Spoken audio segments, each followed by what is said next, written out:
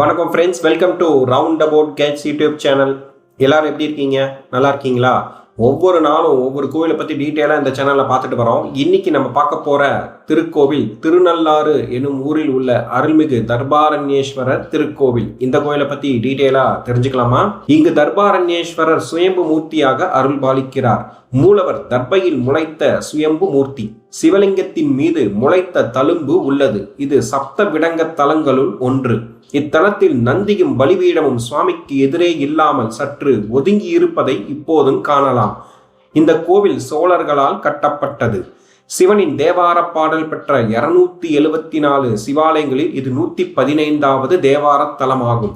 இது சிவத்தலமாயினும் சனி பகவான் சன்னதி மிகவும் பிரசித்தி பெற்றது. இத்தல விநாயகர் சொர்ண விநாயகர் என்னும் திருநாமத்துடன் அருள் பாலிக்கிறார்.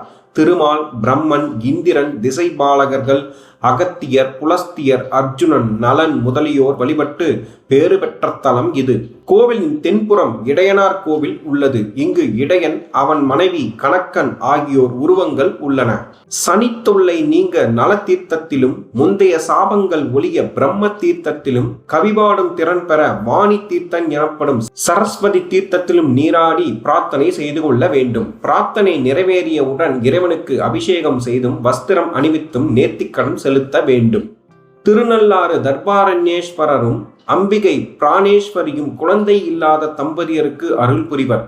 திருமாலுக்கு குழந்தை இல்லாமல் இருந்த வேளையில் அவர் தர்பாரண்யேஸ்வரனை வணங்கி மன்மதனை மகனாக பெற்றார். அதற்கு பரிசாக முருகப்பெருமானை சுவாமி அம்பாள் இடையே அமர்த்தி சோமாஸ்கந்தமூர்த்தி என்ற புதிய வடிவை உருவாக்கினார். இந்த வடிவத்தை தேவலோகத்துக்கு எடுத்துச் சென்று வழிபட்ட இந்திரன் ஜெயந்தன், ஜெயந்தி என்ற குழந்தைகளை பெற்றான். ஒரு கட்டத்தில் பாலாசுரன் என்பவன் தேவேந்திரனுடன் போருக்கு வந்தபோது முசுகுந்தன் சோழ மன்னன் உதவியுடன் அவனை வென்றான் இந்திரன். இதற்கு பரிசாக அந்த சோமாஸ்கந்த மூர்த்தியை பெற்று வந்தான்.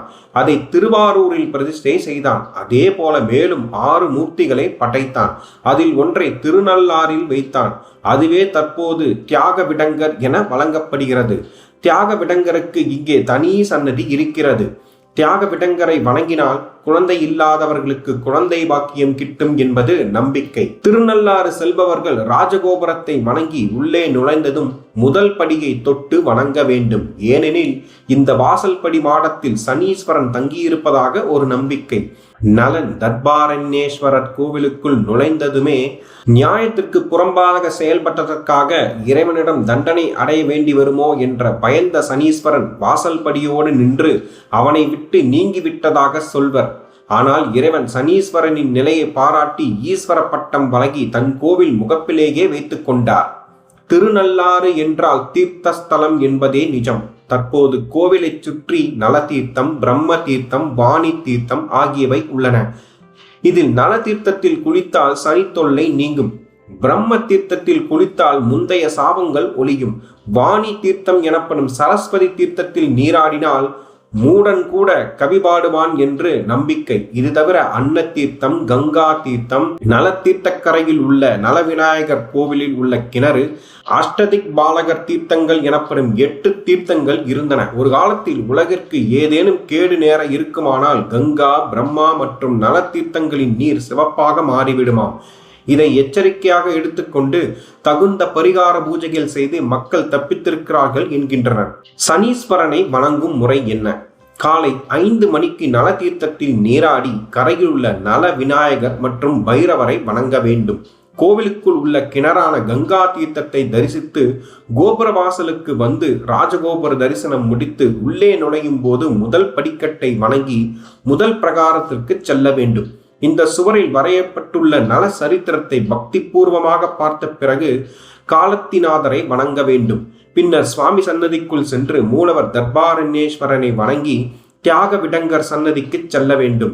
இங்குள்ள மரகத லிங்கத்தை வணங்கிய பிறகு அர்த்தநாரீஸ்வரர், துர்க்கை, சண்டிகேஸ்வரரை வணங்கிய பின் வெளிப்பிரகாரம் செல்ல வேண்டும். அங்குள்ள தெய்வங்களை தரிசித்து கட்டை கோபுர வாசல் சென்று அம்பிகை பிராணேஸ்வரியை வழிபட வேண்டும்.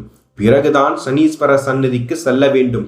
சிலர் முதலிலேயே சனீஸ்வரனை தரிசிக்க சென்று விடுகின்றனர். இது சரியான வழிபாட்டு முறை அல்ல. இங்குள்ள இறைவனை பார்த்த பிறகு சனீஸ்வரரை கண்டால்தான் சனி தோஷ விமோச்சனம் கிடைக்கும். சனி பயிற்சி மற்றும் முக்கிய காலங்களில் சனீஸ்வரன் தங்கக்காக வாகனத்தில் தங்க கவசம் அணிந்து பவனி வருவது கண்கொள்ளா காட்சியாக இருக்கும். சனீஸ்வரனை கண்டால் எல்லாருமே ஓட்டம் பிடிக்கும் நிலைமையில் இங்கே தங்க கவச சனீஸ்வரனை தரிசிக்க கூட்டம் அலைமோதும். தமிழகத்தை தவிர மற்ற மாநில மக்களும் சனீஸ்வரன் மீது நம்பிக்கை அதிகம். எனவே தமிழ் மக்களுக்கு ஈடாக மற்ற மாநில மக்களும் இங்கு அதிக அளவில் வருகிறார்கள். சனீஸ்வரனின் வரலாறு. சூரியனுக்குரிய மனைவியரில் ஒருத்தி உஷா. இவள் சூரியனின் வெப்பம் தாங்க முடியாமல் தன் நிழலையே ஒரு பெண்ணாக்கி சாயாதேவி என்ற பெயரில் தங்கியிருந்தாள். சாயாதேவிக்கு சனீஸ்வரன் பிறந்தார். பிறகு உண்மை தெரிந்தது. சூரியன் தன்னை ஏமாற்றிய மனைவியை கடிந்து கொண்டார். அவளுக்கு பிறந்த சனீஸ்வரனை வெறுத்து ஒதுக்கிவிட்டார். சனி காசிக்கு சென்று விஸ்வநாதரை வணங்கி நவகிரக மண்டலத்தில் இடம்பெற்றார். இந்த சனி கிரகத்தை இத்தாலி விஞ்ஞானி கலிலியோ வளிமண்டலத்தில் இருந்ததை முதலாக பார்த்தார். பூமியில் இருந்து 128 கோடி கிலோமீட்டர் தூரத்தில் உள்ளது இந்த சனி கிரகம். சில சமயத்தில் பூமியில் இருந்து விலகி போனால் 164 கோடி கிலோமீட்டர் தூரம் இருக்கும் இந்த சனி கிரகம். பூமியை விட 750 மடங்கு பெரியது இந்த சனி கிரகம். சூரியனை சுற்றும் கிரகங்களில் மிகப்பெரிய கிரகம் வியாழன். அதற்கடுத்து இந்த சனி கிரகம் தான் பெரியது. சனீஸ்வரனுக்கு உரியதானது ராசி மகர ராசி, கும்பராசி. திசை மேற்கு. அதிதேவதை யமன். நிறம் கருப்பு. வாகனம் காகம். தானியம் எள். மலர் கருங்குவளை. வஸ்திரம் கருப்பு ஆடை. ரத்தினம் நீலமணி. நைவேத்தியம் எள்ளுப்பொடி சாதம். சமித்து வன்னி. உலோகம் இரும்பு. இக்கோவிலின் தல வரலாறை பார்ப்போம். நிடத நாட்டு மன்னன் நலன் சேதி நாட்டு இளவரசி தமயந்தியை திருமணம் செய்தான். இந்த பெண்ணை தேவர்கள் மணக்க விரும்பினர். ஆனால் நலனை அவள் திருமணம் செய்து கொண்டதால் பொறாமை கொண்டு சனீஸ்வரனை நாடினர் தேவர்கள். சனீஸ்வரன் நலனின் தூய்மையான மனநிலையை அவர்களுக்கு உணர்த்த அவனை 7.5 ஆண்டுகள் பிடித்து துன்புறுத்தினார். மனைவி மக்களையும் உடுத்தும் துணியை கூட இழந்து அவஸ்திப்பட்ட மன்னன் நலன் எதற்கும் கலங்கவில்லை. ஒரு கட்டத்தில் திருநள்ளாறு தர்பாரண்யேஸ்வரை நலன் வழங்கினான். அப்போது சனி அவனை விட்டு நீங்கியது. அவனது வேண்டுகோளின்படி இதே தளத்தில் கிழக்கு நோக்கி அமர்ந்த ஈஸ்வர பட்டத்துடன் சனீஸ்வரன் என்ற பெயர் தாங்கி அருள்பாலித்தார். கிழக்கு நோக்கிய சனீஸ்வரன் என்பதாலும் சிவனருள் பெற்றவர் என்பதாலும் இவரை வழிபட்டு சனியினால் ஏற்படும் தொல்லைகள் நீங்க பெறலாம். நலசரிதம் படித்தவர்களும் சனித்தொல்லை நீங்க பெற்று வாழ்வில் தன்னம்பிக்கை பெறுவர். இத்தலத்தில் நந்தியும் பலிபீடமும் சுவாமிக்கு எதிரே இல்லாமல் சற்று ஒதுங்கி இருப்பதை காணலாம். இடையன் ஒருவன் அரசன் ஆணைப்படி கோவிலுக்கு பால் அளந்து கொடுத்து வந்தான். கணக்கன் அப்பாலை தன் வீட்டுக்கு அனுப்பி பொய்க்கணக்கு எழுதி இடையனையும் அச்சுறுத்தி வந்தான். செய்தியறிந்த மன்னன் கோபம் கொண்டான். அப்போது இறைவன் இடையனை காக்கவும் கணக்கனை தண்டிக்கவும் எண்ணி தம் சூலத்தை ஏவினார். அந்த சூலத்திற்கு வழிவிடவே இக்கோவில் பலிபீடம் சற்று விலகியுள்ளது. சூலம் கணக்கன் தலையை கொய்தது. இடையனுக்கு இறைவன் காட்சி தந்து அருள் புரிந்தார். இக்கோவிலின் மூலவர் தர்பாரண்யேஸ்வரர், திருநள்ளாற்றீஸ்வரர். தாயார் பிராணேஸ்வரி, பிரணாம்பிகை, போகமார்த்த பூன்முளையாள். தலவிருச்சம் தர்பை. தீர்த்தம் நலதீர்த்தம், பிரம்ம தீர்த்தம், வாணி தீர்த்தம். இது தவிர அன்ன தீர்த்தம், கங்கா தீர்த்தம், அஷ்டதிக் பாலகர் தீர்த்தங்கள் என 8 தீர்த்தங்கள் இருந்தன. புராண பெயர் திருநள்ளாறு. கோவில் திறந்திருக்கும் நேரம் காலை 5 மணி முதல் 12 மணி வரை, மாலை 4:30 முதல் இரவு 9 மணி வரை திறந்திருக்கும்.